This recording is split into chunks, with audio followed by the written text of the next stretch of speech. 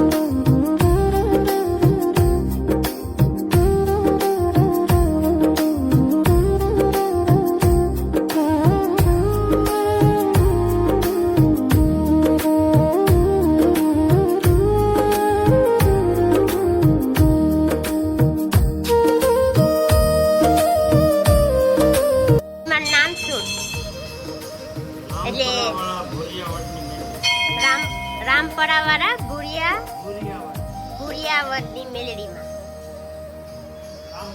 રામપરા કેટલા વર્ષથી માનું મંદિર છે? 4 વર્ષ. 400 વર્ષ. મિત્રો તમે જોઈ શકો છો આ મેલડીમાં છે જે 400 વર્ષ જૂનું મંદિર છે. રાવણદેવ પરિવારને હાલ એનો પરિવાર અહીંયા છે એમને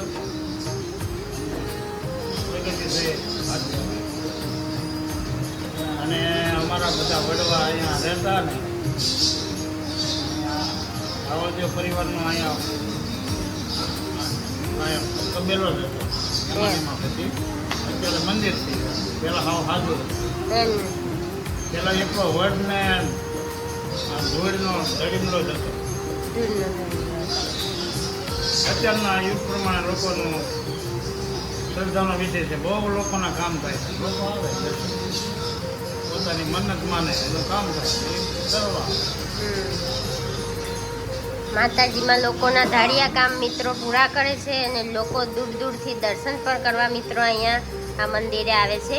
તમે પણ માતાજીમાંના દર્શન કરી લો અને તમારી પણ બધી મનોકામના પૂરી કરે એવા મારા મેલડીમાં.